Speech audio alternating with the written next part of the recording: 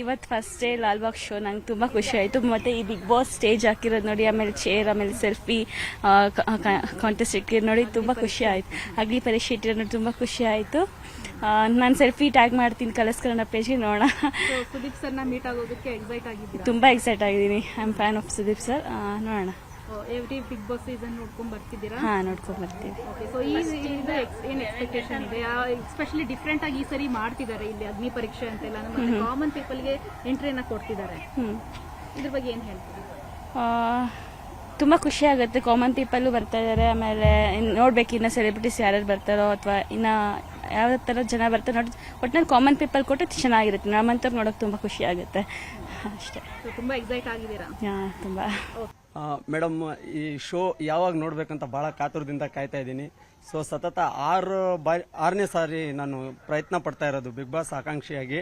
ಹಾಗಾಗಿ ನಾನು ಈ ಬಾರಿನೂ ಟ್ರೈ ಮಾಡಿದೆ ಮೇಡಮ್. ಸೊ ನನಗೆ ಬಿಗ್ ಬಾಸಿಗೆ ಹೋಗೋಕ್ಕಾಗಲಿಲ್ಲ.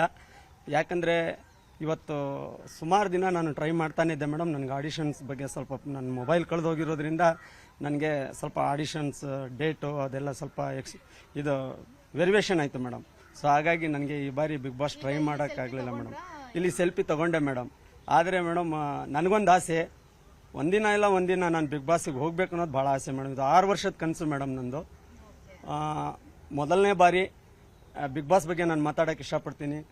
ಈ ಬಿಗ್ ಬಾಸ್ ಬೇಗ ನೋಡಬೇಕು ಅನ್ನೋದೇ ಭಾಳ ಆಸೆ. ಕರ್ನಾಟಕದ ಜನತೆ ಎಲ್ಲರೂ ಕಾತರದಿಂದ ಕಾಯ್ತಾ ಇದ್ದಾರೆ ಮೇಡಮ್. ಎಲ್ಲರಿಗೂ ಬಿಗ್ ಬಾಸ್ ನೋಡಿ.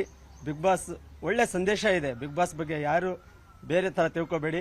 ಯಾಕಂದರೆ ಬಿಗ್ ಬಾಸ್ ಅಂದರೆ ನನಗಂತ ಇಷ್ಟ ಅಲ್ಲ, ಇಡೀ ಕರ್ನಾಟಕದ ಜನತೆಗೆ ಇಷ್ಟ. ಹಾಗಾಗಿ ಸುದೀಪ್ ಸರ್ ನಡೆಸ್ಕೊಡ್ತಾರಲ್ಲ, ಅದು ಇನ್ನೂ ತುಂಬ ಇಷ್ಟ ಆಗುತ್ತೆ ಅಂತ ಹೇಳಿ ನಾನು ಮಾತು ಮುಗಿಸ್ತೀನಿ ಮೇಡಮ್.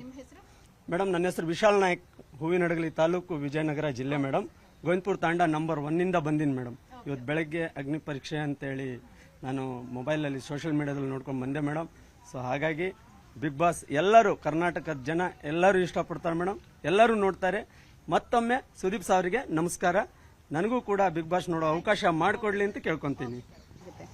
ನಿಮಗೆ ಏನ್ ಅನ್ಸುತ್ತೆ? ಎಷ್ಟು ಎಕ್ಸೈಟ್ ಆಗಿದ್ದೀರಾ ಅಂತ? ನಾವು ಕಿಚ್ಚ ಸುದೀಪ್ ಅವರ ಪಕ್ಕ ಅಭಿಮಾನಿ.